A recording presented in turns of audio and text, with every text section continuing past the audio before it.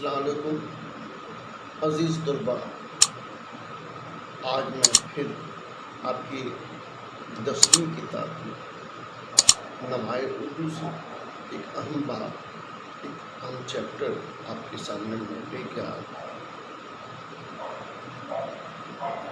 Chapter کا کیا کہیں، سبق کا عنوان ہے، یہ ایک سوانح سر سید کا بچپن، اور اسے خواجہ الطاف حسین حالی نے لکھا ہے۔ میں اشرف حسین، معلم اردو ہائی اسکول پر مسیح، آپ کے سامنے میں پیش کرنے جا رہا ہوں۔ ضروری یہ ہے کہ سب سے پہلے ہم چونکہ میں نے پہلے ہی بتایا کہ یہ ایک سوانح ہے، تو سوانح کسے کہتے ہیں اس کے بارے میں تھوڑا سا علم حاصل رکھنا ضروری ہے۔ سوانح کسی شخص کے بارے میں لکھا جاتا ہے، اس کی زندگی کے معاملات، حالات اور شخصیت کے مختلف پہلوؤں کو بیان کیا جاتا ہے۔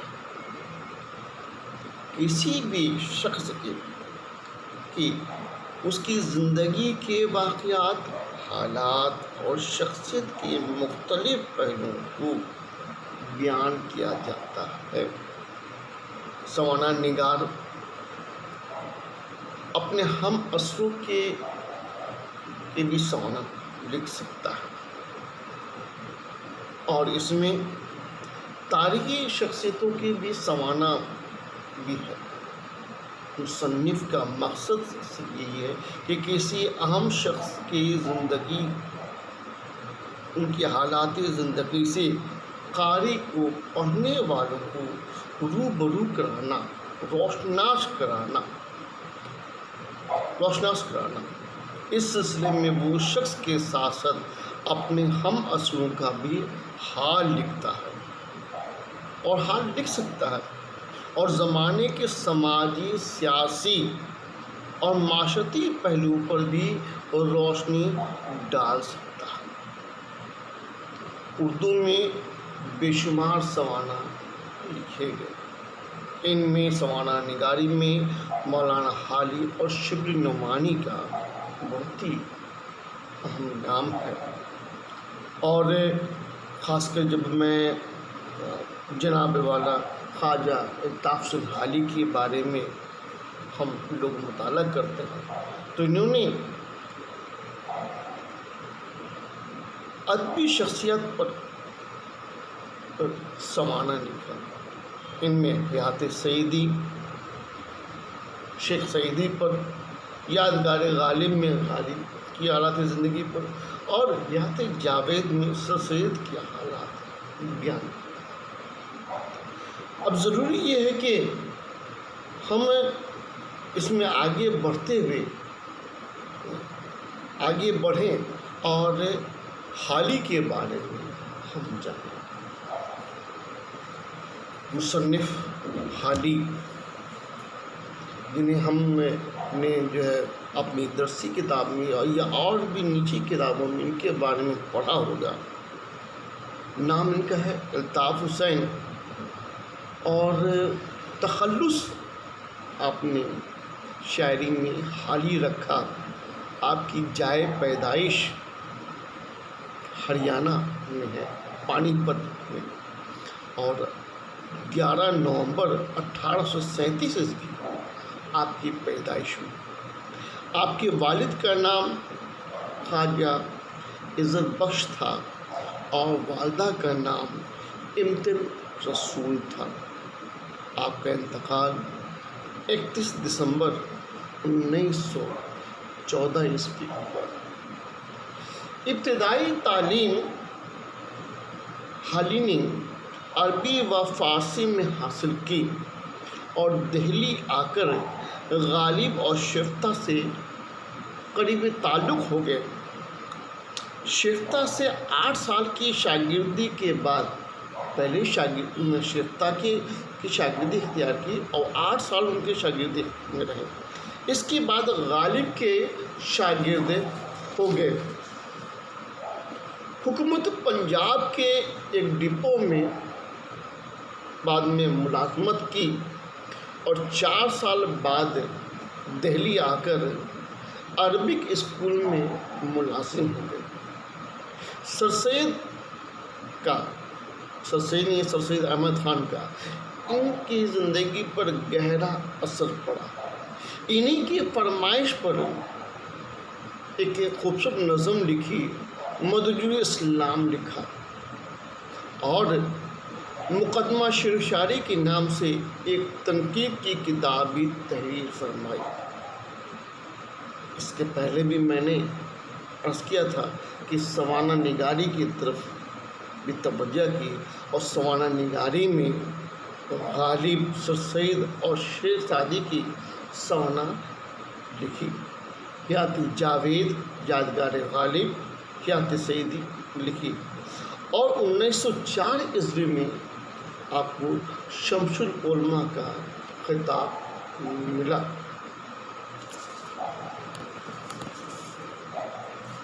شمس العلماء کا خطاب ملا۔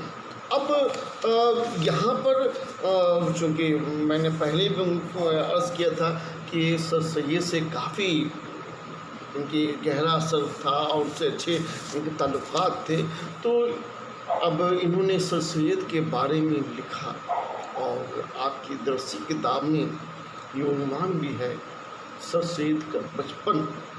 تو اس عنوان سے بہت کچھ ظاہر ہو رہا ہے۔ چلیے میں آگے دیکھتا ہوں۔ تو حالی نے نظموں کے علاوہ سوانح نگاری کی جانب قدم رکھا اور 3 سوانح لکھا، ٹھیک ہے، جس کا ذکر میں نے کئی بار کیا ہے، ٹھیک ہے، کہ حیات سعدی، یادگار غالب اور حیات جاوید۔ حیات جاوید میں سر سید احمد خان کی پوری شخصیت اور زندگی کے بارے میں درج ہے۔ اس سوانح عمری کی ابتدائی حصے کو یہاں سر سید کا بچپن کے عنوان سے پیش کیا گیا ہے۔ حالی نے اپنے مضمون میں سر سید کا بچپن میں بطور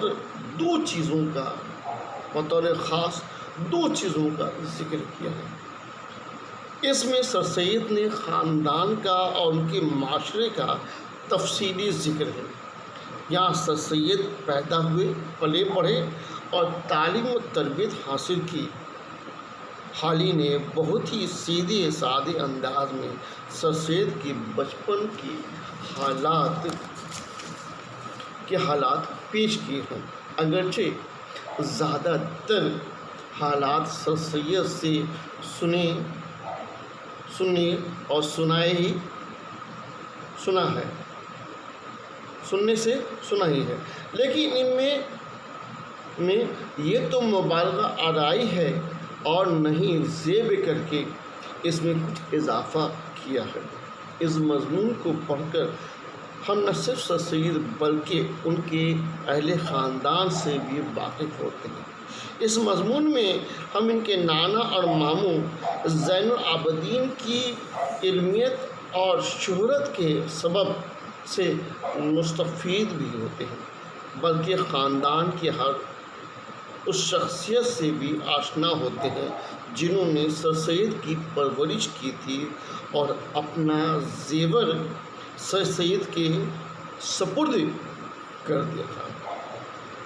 سبھی خاندان کے افراد نے انہیں ہر علم و فن سے لبریز کر دیا، ان کی سوچ کے زاویے میں تبدیلی پیدا کر دی۔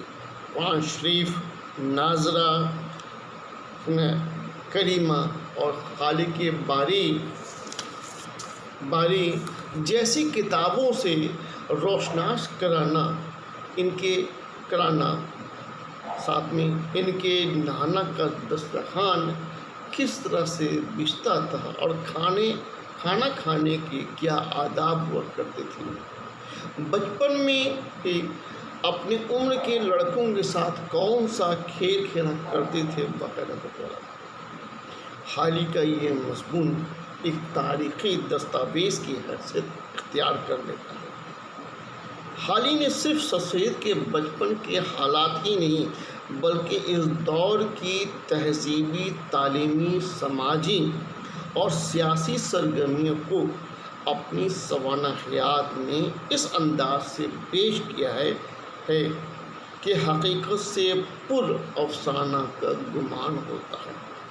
سوانح میں ناول کا لطف آتا ہے اور ایک قاری ایک بار پڑھنا شروع کرنے کے بعد کہیں بھی رکتا ہوا نظر نہیں آتا۔